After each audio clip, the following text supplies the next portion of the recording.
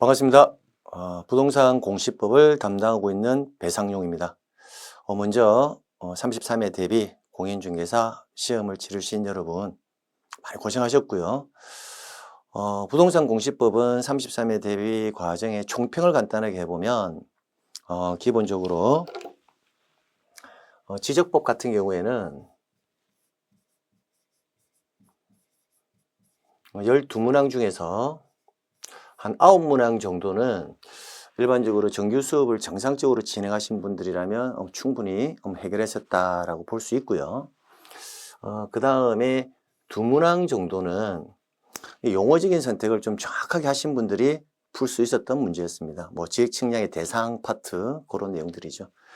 그리고 이제 한 문항은 6번 문항, 6번 문항은 우리가 항상 킬러 문제라 해가지고 문제 맞추지 마라 라고 낼 수 있는 문제가 한 문제가 꼭 나온다고 했죠. 근데 그 문제가 이게 오류가 있다라고 봐집니다. 왜냐하면 6번 문항은 이 승인 절차가 우리 법률의 규정에서 삭제되었거든요. 물론 시행령에 남아있지만 상위법을 거스르고 있기 때문에 6번 문항은 충분히 이의 신청이 가능하다 이제 이렇게 볼 수가 있겠습니다.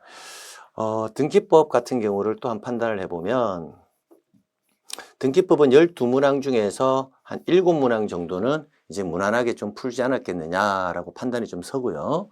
그 다음에 4문항 정도, 이 4문항 정도가 기존 등기법 시험 유형에서 조금 뭐랄까 이렇게 방향성이 조금 달라졌다 이렇게 판단할 수가 있습니다. 지금 무슨 말이냐면 등기법에서는 대부분 내용상의 문제를 가지고 출제하는 경향이 굉장히 강해요. 근데 올해 같은 경우에는 한 4문항 정도가 내용상의 부분을 물어보기보다는 단어적인 선택, 즉 용어적인 선택을 어떻게 하느냐에 따라서 즉 명사를 바꿔서 문제를 내는 문제가 나왔다라는 거, 그 부분이 조금 특이점입니다. 그래서 용어에 관한 부분을 좀 정확하게 정리를 하지 못하셨던 분들이라면 내문항 정도는 조금 어렵지 않았느냐라고 판단이 조금 드는 문제가 있었습니다.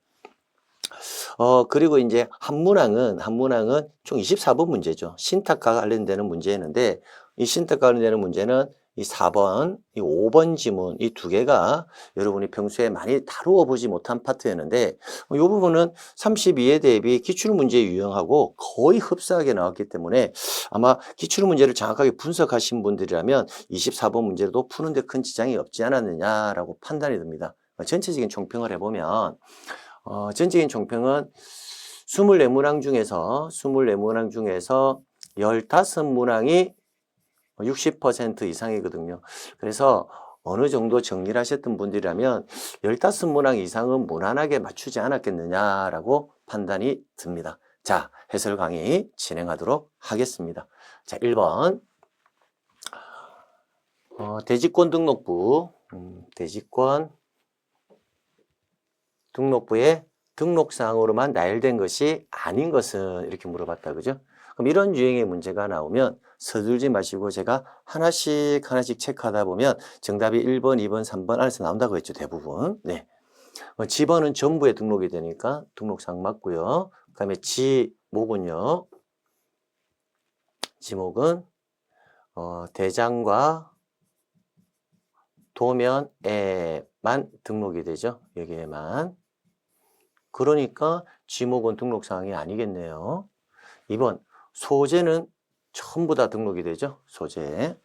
그 다음에 고유번호. 고유번호는 뭐 빼고 그렇죠. 도면 빼고 나머지에 등록이 다 되잖아요. 나머지에 등록이. 그러니까 도면이 아니니까 얘도 등록사항이 맞겠네요.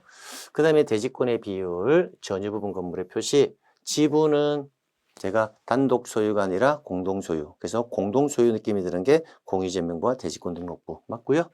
그 다음에 소유자에 관한 사항은 문자로 기록하는 공적 장부 몇 개? 4개. 토, 임, 공대. 즉 공유제명, 토지대장, 임야대장, 공유제명부, 대지권 등록부. 그래서 맞겠고요.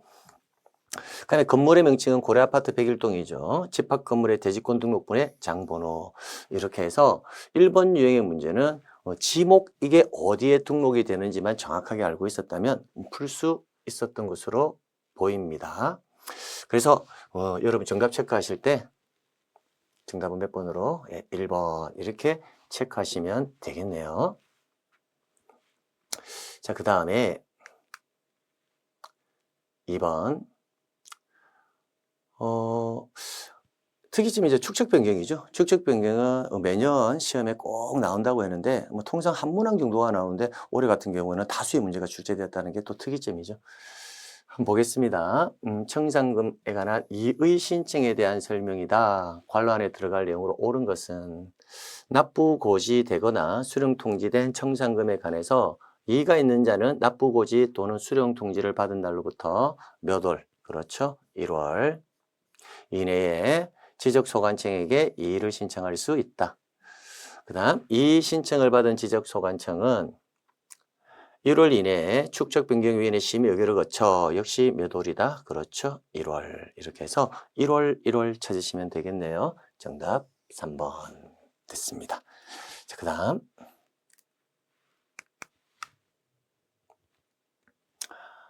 토지의 조사 등록에 관한 설명 중 관로 안에 들어갈 내용으로 옳은 것은 지적소관청은 토지 이동 현황을 직권으로 조사 측량하여 토지의 지번, 지목, 면적, 경계 또는 좌표를 결정할 때는 토지 이동 현황 조사 계획을 수립한다. 이 경우 토지 이동 현황 조사 계획은 시군구별로 수립하되 부득이한 사유가 있을 때에는 읍면동별로 수립할 수 있다. 읍면동. 이렇게 해서 정답은 1번 체크하시면 되겠습니다. 그 다음 4번 지목 온수, 약수, 석유류 등을 일정한 장소로 운송, 그렇죠? 운송하면 광천지로 보지 않는다, 그렇죠? 우리가 이거 암기할 때 이렇게 했다, 그죠? 용출 이렇게 나오면 광천지가 될 것이고요. 운송 나오면 광천지로 보지 않는다. 그 다음 2번 사과, 배, 밤, 호두, 귤나무 등 과수류를 집단적으로 재배하는 토지와 까지는 과수원이 맞죠. 근데 이에 접속된 주거용 건축물의 부지는 과수원을 한다라고 되는데 이에 접속된 주거용 건축물의 부지는 지목을 별도로 대로 해야 될 겁니다. 그럼 여기까지는 과수원이 맞지만 뒤에 부분이 틀렸다는 것을 알 수가 있네요. 3번 종교용지에 있는 이라고 되어 있죠. 그럼 그 말은 뭐예요? 종교용지에 있는 이 말은 얘네들이 다 어디에 있다라는 거예요? 종교용지에 있다라는 거죠. 그러면 주지목 추정의 원칙에 의해서 사적지로 보는 것이 아니라 뭐로 봐야 된다? 그렇죠? 네, 종교용지로 한다. 이렇게 나와야 되겠다. 그죠? 그래서 틀렸고요. 물을 정수하여 공급하기 위한 취수, 저수, 도수, 정수, 송수, 배수. 그래서 수는 무슨 용지다? 수도 용지. 그래서 정답은 4번 체크하시면 되겠습니다. 그 다음 교통운수를 위하여 일정한 궤도 등 설비와 이렇게 나오면 궤도에가 나오면 도로가 아니라 그렇죠. 철도 용지 이렇게 되겠네요. 자, 그 다음 5번 부동산 종합공부의 등록상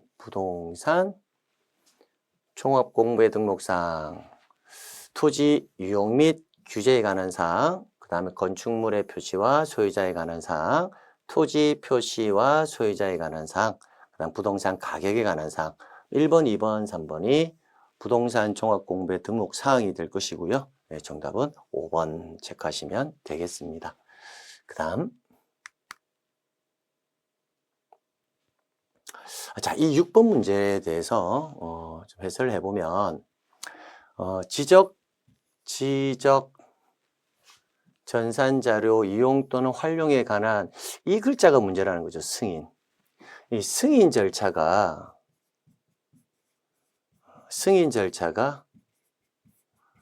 우리 법률의 규정에서 삭제되었거든요. 그러니까 출제 문제 자체가 오류가 있다라는 거예요. 출제 문제 자체가.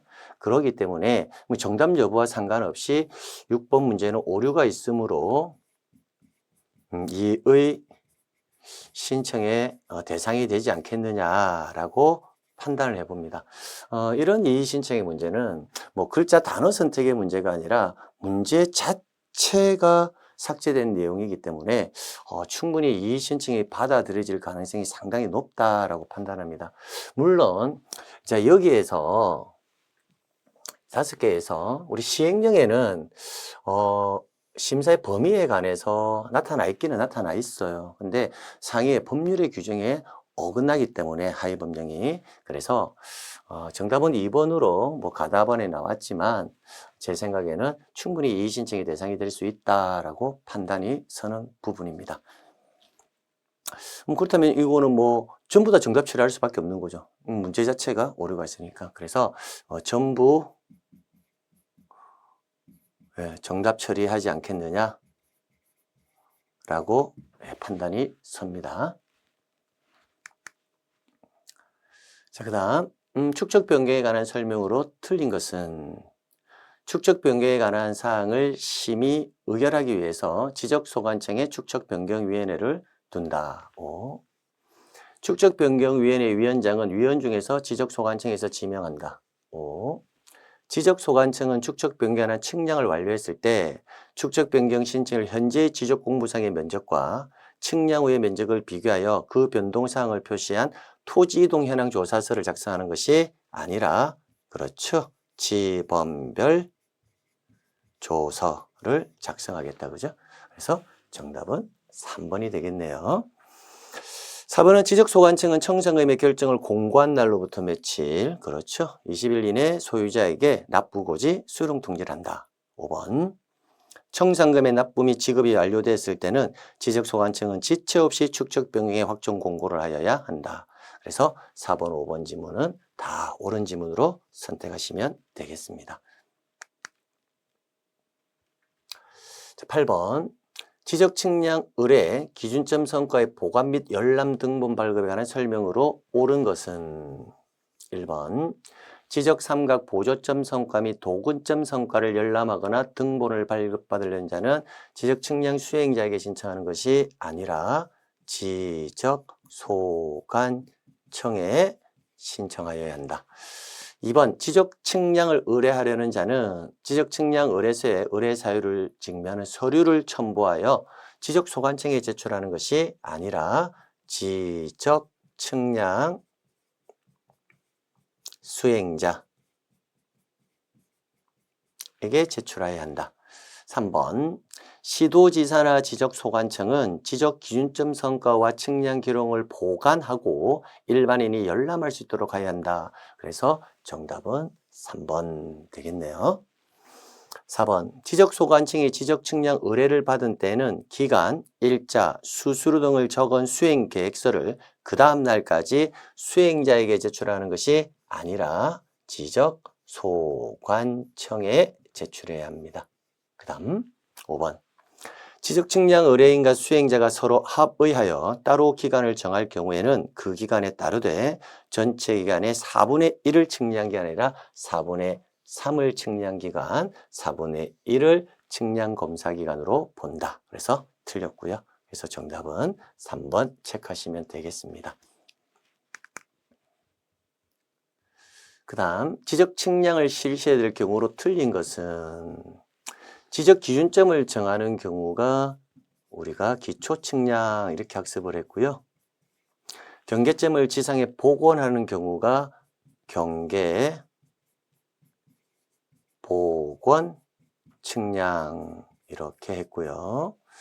그다음에 지상 건축물 등의 현황을 지형도에 표시하는 경우 뭐 이런 내용은 우리가 지적 측량의 대상 자체에 없죠. 근데 이 3번 지문과 유사한 지문이 있긴 있다 그죠? 지상 건축물 등의 현황을 지적도나 임야도에 등록된 경계와 서로 대비하기 위해서 필요한 경우에 하는 측량을 지적 현황 측량이라고 합니다. 자, 그 내용을 살짝 바꾸어서 내었다는 것을 알 수가 있네요. 그 다음에 바다로 된 토지의 등록을 말소할 경우로서 측량을 할 필요가 있는 경우 해면성 말소 측량, 말소 측량.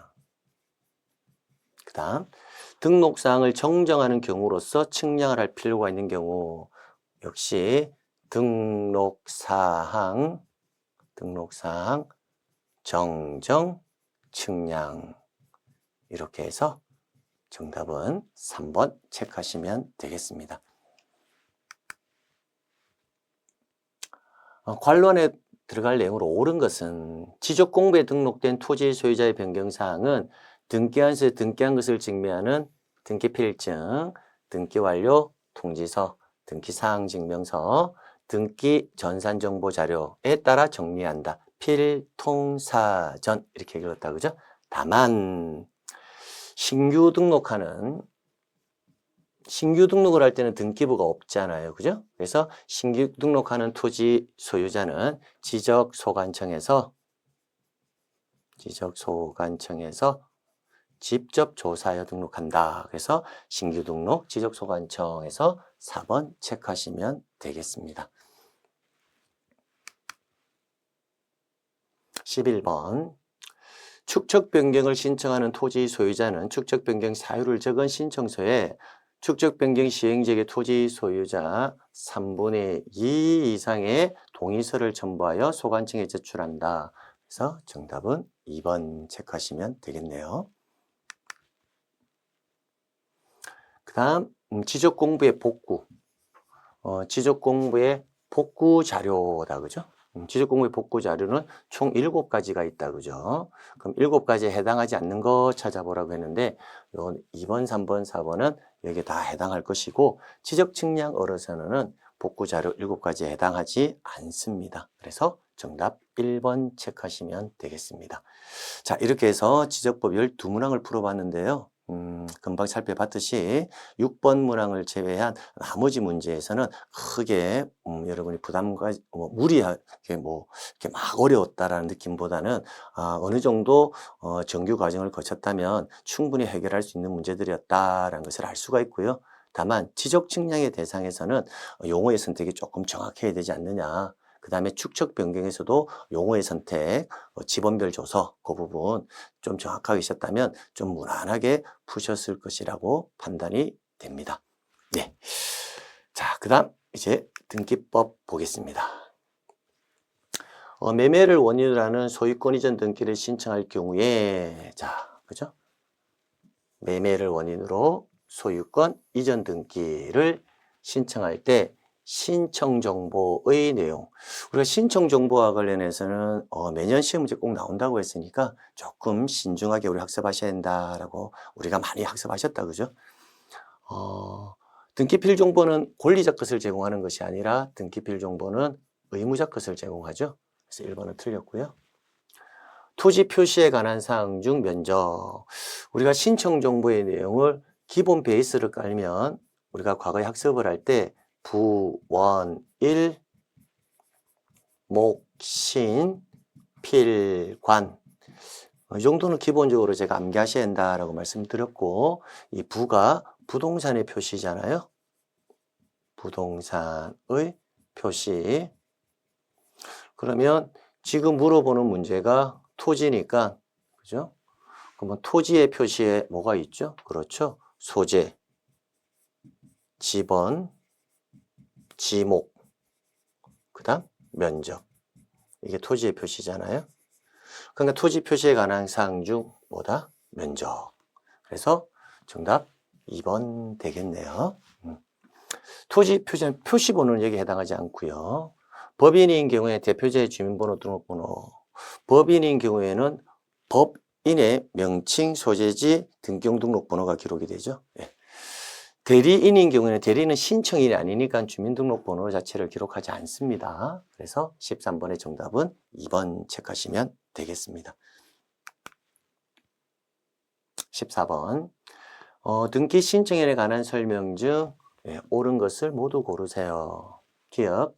부동산 표시의 변경이나 경정 등기는 소유권 등기 명인이 단독으로 신청한다. 5. 채권자가 채무자를 대위해서 신청할 경우에는 채무자가 신청인이 된다라고 되어 있다. 그죠? 근데 이 지문을 보면 채권자가 채무자를 대위하여 등기를 신청하는 경우라고 되어 있다. 그죠? 그럼 결국 신청은 누가 한다는 거죠? 채권자가 한다는 거죠. 그래서 신청인은 채무자가 아니라 누가 된다? 그렇죠. 채권자가 이렇게 읽어야 되겠다. 그죠? 내용만 정확하게 읽었다면 니은 지문은 틀렸다라는 것을 알 수가 있습니다.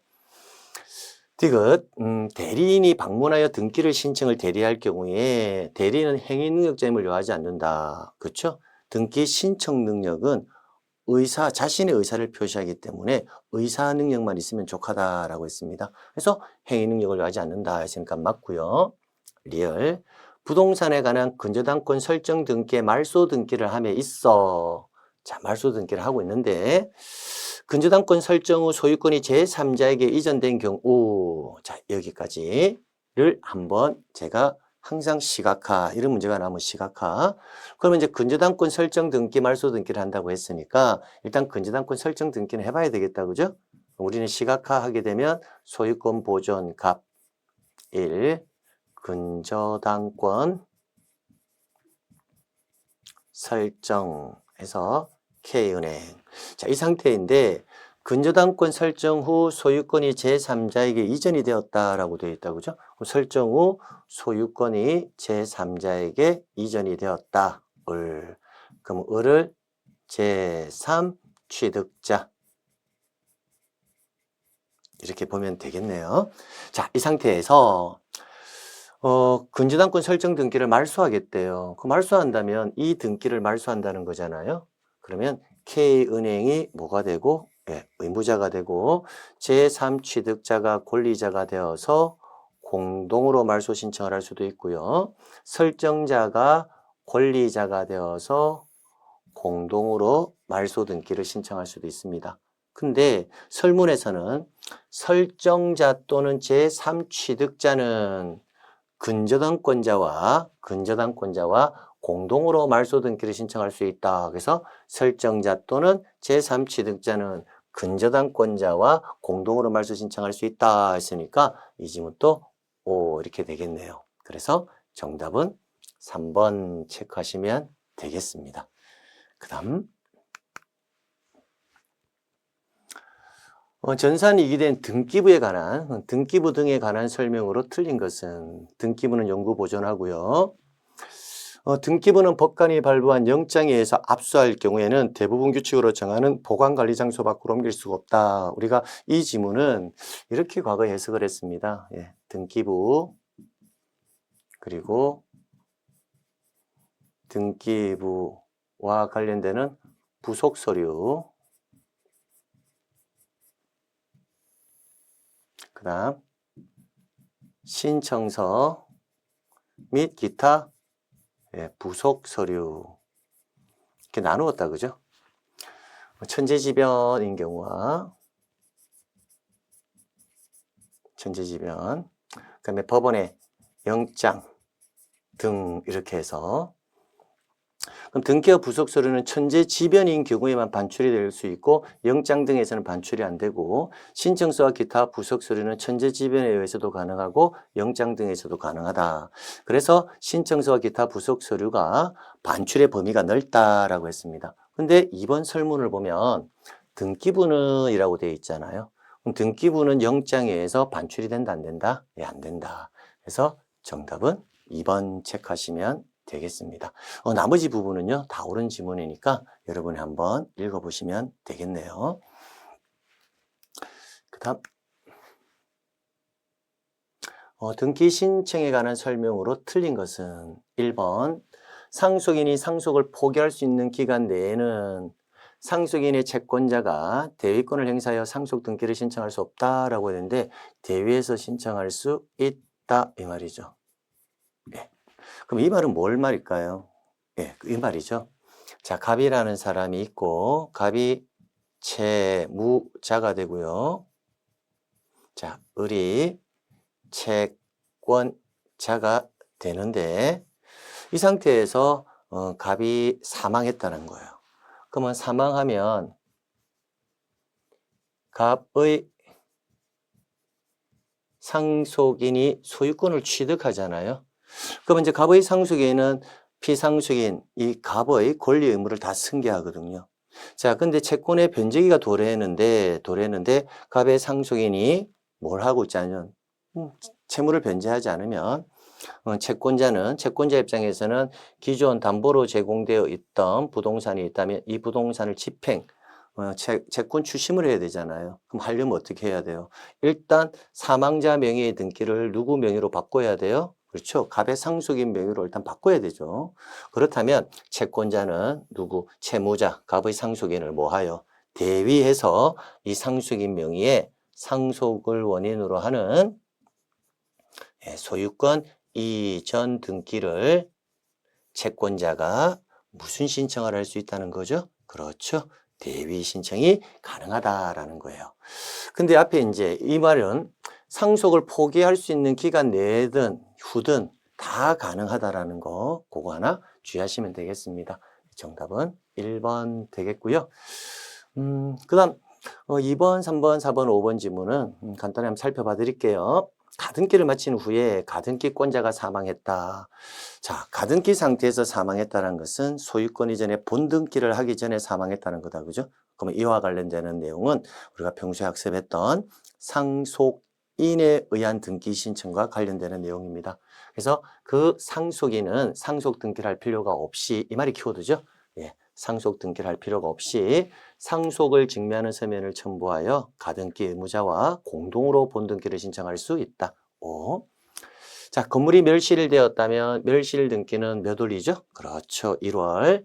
1월 이내에 멸실 등기를 해야 되는데 이것을 하지 않으면 건물 대지 소유자가 건물 소유권 등기면을 대위해서 멸실 등기를 할 수 있다. 5. 그 다음 피상속인으로부터 그 소유 부동산을 매수한 매수인이 등기 신청을 하고 있지 않고 있던 중에 상속이 개시되었다. 그러면 이 4번 이 지문하고요. 이 2번 지문은 내용상으로는 같은 지문이에요. 그죠? 상속인에 의한 등기 신청.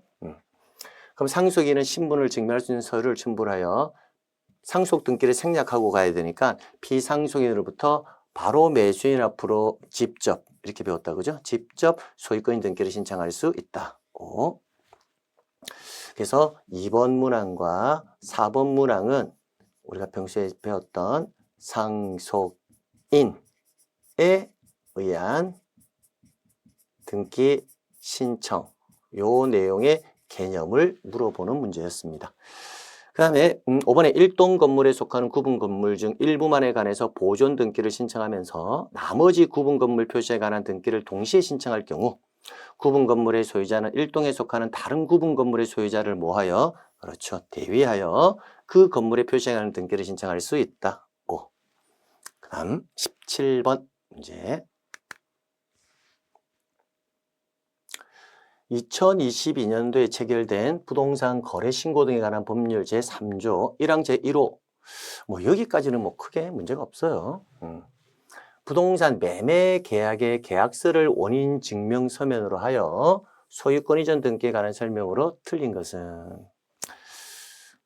결론부터 말씀드리면 이제 5번이죠. 그래서 이런 지문들은 통상 이 정답은 5번인데 등기하는 거래 가액을 등기 기록 중 값구 등기 원인란이 아니라 권리자 및 기타 사항란이죠. 사항내에 기록하는 방법으로 등기한다. 그래서 우리가 통상 이런 거래 가액과 관련해서 많이 암기를 하거든요. 근데 하는데 우리가 권리자 및 기타 사항란 이게 정답으로 나올 겁니다 라고 강조하는 분들은 많이 없는데 근데 통상 우리는 이거 지나치는 지문으로 이 지문을 들고 들어가지 뭐 이걸 글자를 단어를 명사를 바꿔서 내는 경우의 지문들은 등기법에서 거의 출제가 안 되는데 그래서 제가 총평 시간에 말씀드렸다시피 등기도 이제 명사를 바꿔서 단어를 바꿔서 유사한 지문으로 바꿔서 이제 문제를 좀 내고 있다라는 경향에 조금 달라지고 있다는 것을 느끼실 수가 있습니다. 정답 4번이고요. 1번, 2번, 3번, 4번은 뭐 틀린 지문은 없고요. 그대로 여러분이 한번 읽어보시면 되겠습니다.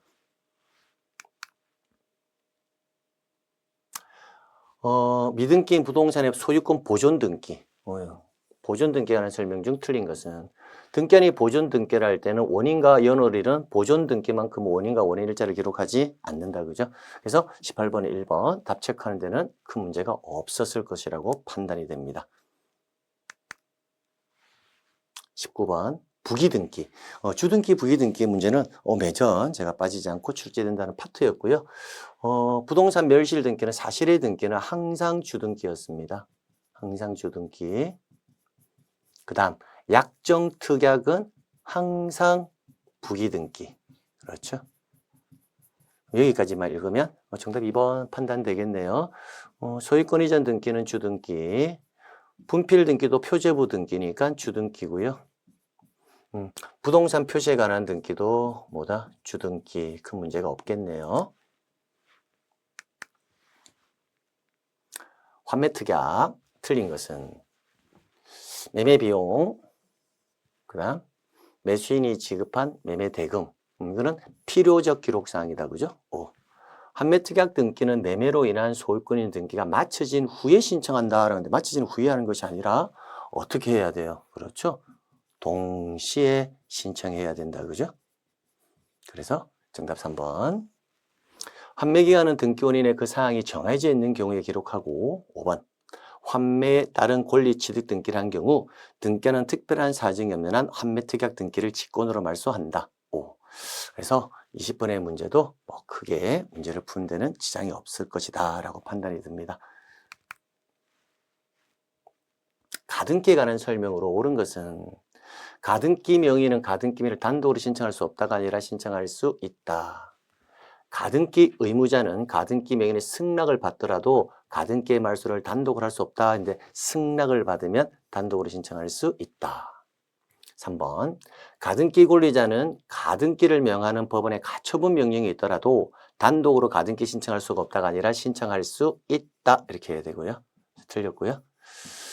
4번에 하나의 가등기에 관해서 여러 사람의 가등기권자가 있을 경우에 그중 일부 가등기권자는 공유물 보존 행위에 준해서 가등기 전부에 관한 본등기는 신청할 수 없다라고 되어 있는데, 자, 요 지문과 관련해서 우리가 지분과 관련해서 제가 항상 나오면 1인이 전원 명의의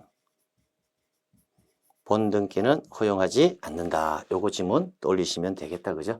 그래서 일부 가등기권자가 1인이다. 그죠? 전부에 대해서는 허용한다, 허용하지 않는다. 예, 신청할 수 없다. 했으니까 O. 그래서 정답 4번이요. 가등기 목적물의 소유권이 가등기 후에 제3자에게 이전된 경우 가등기한 본등기 신청의 의무자는 제3자이다 라고 되어 있는데, 가등기에 의해서 본등기를 할 때는 항상 가등기 시 의무자가 본등기 시 의무자입니다. 그래서 제3자이다 했으니까 틀렸고요. 그래서 21번의 정답은 4번 되겠습니다. 전세권 틀린 것은 전세권 설정 등기를 할 경우 등기하는 전세금을 기록한다. O. 전세권의 사용 수익 권능을 배제하고 채권 담보만을 위해서 전세권을 설정했다면 그 전세권 등기는 무효이다. 당연하죠. 전세권은 무슨 권리다? 사용 수익할 수 있는 권리죠. 예. 집합 건물에 있어서 특정 전유 부분 대지권에 대해서는 전세권 설정 등기를 할 수 없다라고 되어 있는데, 대지권은 무슨 성격을 가지고 있죠? 그렇죠. 지분이죠. 그럼 지분의 용익권 등기는 허용하지 않는다. 할 수 없다 했으니까 맞고요. 건물의 목적인 범위가 건물의 일부로서 특정층 전부인 경우, 이게 키워드죠. 특정층 전부인 경우에는 도면을 첨부해야 한다. 특정층 전부라면 별도로 첨부할 필요는 없습니다. 정답 4번이죠. 그래서 이 4번 지문은 이제 우리가 도면, 통상 부동산 일부의 용익권 설정할 때는 도면 첨부한다. 그때 그 일부의 도면을 첨부하는 그 이유를 알고 있어야지만 이 문제는 풀 수 있을 것이라고 생각합니다. 통상 우리가 암기를 할 때 부동산의 일부에는 용익권, 자, 부동산 일부에 대해서는 용익권 등기는 가능한데 이때 그 일부를 표시하기 위해서 뭘 첨부해라? 도면. 이렇게 우리는 항상 암기를 했거든요. 근데 이 글자만 보면 선생님 일부라는 말이 나오잖아요. 건물의 일부. 그러면 도면 첨부해야 한다. 만든 지문 아닌가요? 이렇게 볼 수 있는데 이때 부동산 일부의 용의권 설정할 때 도면을 첨부하는 이유가 일부일 때 도면을 첨부하지 않으면 그 일부가 어디인지를 특정을 할 수가 없기 때문에 일부일 때는 도면을 첨부한다라고 이렇게 평소에 대부분 다 강의를 하고요. 그런데 이 경우는 만약에 2층이라고 가정해 볼게요. 2층 주택인데 2층 단독주택인데 일부 이것도 건물 일부는 맞죠. 근데 특정층 뭐라고 돼 있다? 전부라는 표현이 되어 있죠. 그럼 이 특정층 전부라고 되어 있으면 2층 중에서 뭐다? 2층 건물 중에서 2층 전부 이렇게 되어 버리면 굳이 도면을 첨부하지 아니해도 특정층 전부니까 그 부분이 어디인지를 알 수가 있단 말이죠. 그래서 별도의 도면을 첨부하지는 않습니다. 그래서 이 문제는 상당히 난이도가 조금 있다라고 판단이 들고 도면이 왜 첨부되는지의 내용상 이해를 하신 분이라면 충분히 해결이 될 수 있겠지만 그 내용상의 이해 없이 단순히 암기하신 분들이라면 조금 난이도가 어렵다라고 볼 수가 있습니다. 자, 그러면 5번 을명의의 전세권 등기와 그러면 이런 지문들은 제가 항상 시각화시키면 좋다고 했다 그죠? 그래서 시각화 시켜 볼게요. 소유권 보존 갑 이렇게 돼 있고요. 을명의의 전세권이라 했으니까 을구의 전세권 설정해서 을 이렇게 적어 놓고 출발할게요. 등기와 그 전세권에 대한 병명의의 가압류. 자, 이 전세권에 대해서 병명의의 가압류가 이렇게 있답니다. 가압류, 병, 부기 등기로 되어 있겠다, 그죠? 자, 가압류 등기가 순차로 마쳐진 갑소유 부동산에 대하여 을명의의 전세권 등기를 말소하라는 판결. 자, 이 전세권 등기를 뭐해라? 말소하라는 판결이 있다면 이 권리가 소멸되면 이 권리도 소멸될 수밖에 없죠. 우리 이자를 뭐라 한다? 이해 관계인. 그럼 이 등기를 말소하려면 이자에 뭐가 필요하다? 그렇죠. 승낙서가 필요하다는 거죠. 판결에 의해서 전세권 말소 등기를 신청할 때는 병의 승낙서 또는 병에게 대항할 수 있는 재판의 등본을 첨부해야 한다. 그래서 이렇게 가시면 되겠습니다. 그 다음 토지에 대한 소유권 이전 청구권 보존 가등기에 의해서 소유권 이전에 본등기를 한 경우에 가등기 후 본등기 전에 마쳐진 등기 중 등기한이 직권 말소할 수 있는 대상이 아닌 거 원칙은 다 직권 말소다 그죠? 그러나 해당 가등기상의 권리를 목적으로 하는 가압류 등기는 직권 말소의 대상이 안 된다. 그래서 정답 5번 체크하시면 되겠습니다. 부동산 등기법상 신탁 등기에 관한 설명 중 틀린 것은 1번 수익자는 수탁자를 대위하여 신탁 등기할 수 있다. 5. 신탁 등기의 말소 등기는 수탁자가 단독한다. 5. 신탁의 가등기는 소유권 이전 청구권 보존을 위한 가등기와 동일한 방식으로 신청하되 신탁 원부 작성을 위한 정보를 첨부 정보로 제공한다. 5. 4번 여러 명의 수탁자 중 1인의 임무 종료로 인한 합유 명의인 변경 등기를 한 경우에는 누가? 그렇죠. 등기관이. 그럼 그때는 등기하는 직권으로 신탁 원부의 기록을 변경해야 한다. 5번 법원이 신탁 관리인 선임 재판을 한 경우에 그 신탁 관리인은 지체 없이 이때 신탁 관리인이 하는 것이 아니라 그렇죠. 재판을 한 누가? 그렇죠. 주체는 법원이죠. 법원은 지체 없이 신탁 원부의 기록의 변경 등기를 신청하는 것이 아니라 법원에서 하니까 촉탁해야 한다. 이렇게 돼야 되겠다. 그죠? 그래서 5번. 그래서 뭐 1번, 2번, 3번까지 판단하는 데는 큰 어려움이 없었을 텐데 4번과 5번 지문은 작년 기출문제 지문과 거의 흡사하게 출제되었기 때문에 작년 기출문제를 조금 유심히 보신 분들이라면 충분히 5번 문제도 풀어낼 수 있지 않았냐라고 생각이 듭니다. 예. 자, 이렇게 해서 등기법 12문항을 마쳤고요. 그래서 등기법도 12문항 중에서 한 7문항 정도는 충분히 여러분이 해결할 수 있었고 4문제 정도는 단어적인 선택이라든지 용어의 선택이 좀 정확해야 되고 그 다음에 그런 용어를 선택을 할 때 왜 그런 용어가 나왔을까라는 조금 이해도도 받침이 되어 있어야지만 풀 수 있는 문제였습니다. 그리고 금방 보신 24번 유형의 문제는 1번, 2번, 3번 문제를 해결하는 데는 큰 어려움이 없었지만 4번, 5번 지문에서 기출문제의 지문을 조금 더 분석을 하지 못하셨다면 조금 어려웠을 것이라고 판단이 됩니다. 자, 끝으로 33회 대비 공시법 해설 강의를 마치면서 1년 동안 고생 많이 하셨고요. 여러분께 항상 축복이 가득하기를, 꼭 합격하시기를 멀리서나마 기원하겠습니다. 긴 시간 동안 고생 많이 하셨습니다.